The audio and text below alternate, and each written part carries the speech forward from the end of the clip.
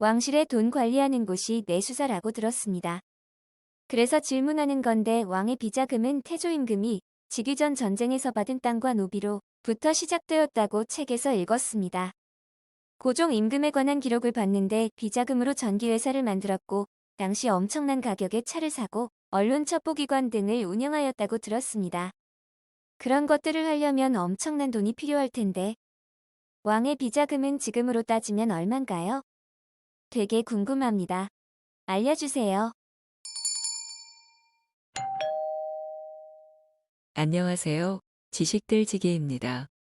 먼저 답변 드리기 전 이미지 저작권상 화면과 음성이 고르지 않은 점 양해 바랍니다. 영상을 끝까지 시청해 주시고 좋아요 한 번씩 눌러주세요. 영상을 만드는 사람에게 큰 힘이 됩니다. 답변 드리겠습니다.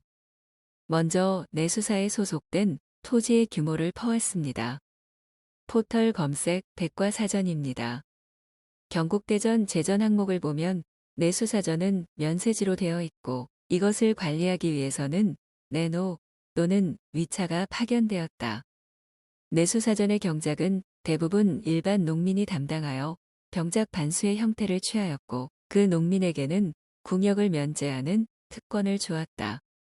그러자 부역의 과중한 부담을 회피하려는 농민이 그들의 토지에 의지하려는 경향이 생겼고 왕실의 권력을 배경으로 민전을 겸병하여 광대한 농장을 형성하는 등 여러 가지 폐단이 생겼으므로 일반 관리의 맹렬한 비난을 받았으나 왕권의 비호 아래 계속 존속되었다. 72년에는 한때 3사의 간쟁을 받아들여 내수 소속의 농장 325개소를 237개소로 감소시켰으나 폐단은 여전하였고 순조 초에 편찬된 만기요람을 보면 당시의 내수사전이 3,797결이나 된다고 하였다. 당시 조선 토지의 생산성을 보면 15세기 중엽론 1결에 수확고가 평년인 경우 240마리였다고 합니다. 그리고 1918에서 1920년에 논 일단보의 연평균 수확량이 93섬이었습니다. 조선시대의 토지 생산성은 세종 때 엄청나게 발전했으나 임진왜란, 병자호란의 영향으로 대폭 감소하다가 다시금 늘어갔다고 합니다.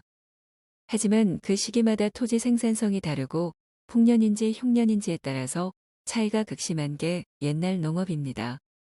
그래서 왕실의 비자금이 어느 정도인지 액수를 가늠하기는 힘들고다만 왕실 소유의 땅의 생산성은 1등급이므로 1등급 1결이 2,986, 6평, 내수사전의 총 넓이가 3,797결, 3,797과 2,986, 6을 곱하면 현재의 평수로 땅의 넓이가 가능하지요. 따라서 대단한 액수였음에는 틀림없습니다. 그리고 18세기 쌀 한 섬의 평균 시세가 5냥이었는데 지금의 한 섬이 조선시대의 한 섬보다 2배 이상 많으니까 그걸 감안해서 지금의 액수로 환산하면 한 섬이 10만원. 따라서 18세기 한 냥은 지금으로 따지면 2만원 정도가 되는 거죠. 10마리 한 섬이니까 15세기에는 24섬이 논 1결의 평균 수확량이지만 내수사전은 1등급이기 때문에 더 많았겠죠.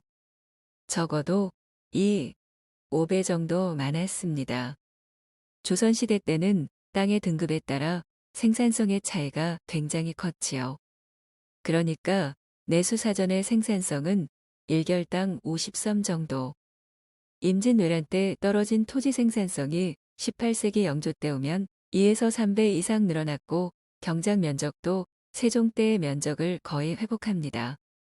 따라서 내수사전의 1결당 수확량을 요즘 돈으로 환산하면 1,000만원 정도로 추정할 수 있고 이것을 전체 넓이인 3,797결에 대입하면 총 수확량의 가격은 요즘 시세로 379억 7천만원. 그런데 병작 반수니까 반은 경작한 농민에게 갔겠죠. 물론 실제로는 세금이다 해서 거의 대부분이 왕실 몫이었겠지만 반이라면 189억 8,500만원. 세금 제하는 걸 감안하더라도 최소한 200억에 육박하는 비자금 액수겠지요. 대단합니다. 이건 영조 때, 순조 때의 왕실 비자금입니다. 사실 왕실의 토지의 소유량은 조선시대를 통틀어 거의 변동이 없었지만 그때그때의 토지 생산성이나 쌀 소비량에 따른 물가의 변동, 실제 경작 용지 면적 등등 요즘 액수로 따져 보기엔 변동이 너무나 많고 무리도 따릅니다. 다만 전체적인 조선시대의 경제력을 따졌을 때 왕실의 비자금의 규모가 차지하는 비율은 언제나 일정했을 겁니다. 조선의 전체 경작 토지와 왕실 소유의 토지 비율이 곧 나라 살림에 비해 왕실의 돈이 어느 정도인가 하는 부분을 나타낼 수 있습니다. 그러니까 정확한 액수가 요즘으로 따져서 얼마냐를 생각하기보다는 당시 경제적 수준으로 볼 때 어느 정도의 규모인가를 가늠하는 게 더 바른 접근입니다. 그리고 왕실의 재산 규모는 조선 전체를 따져서 볼 때 굉장히 큰 규모입니다.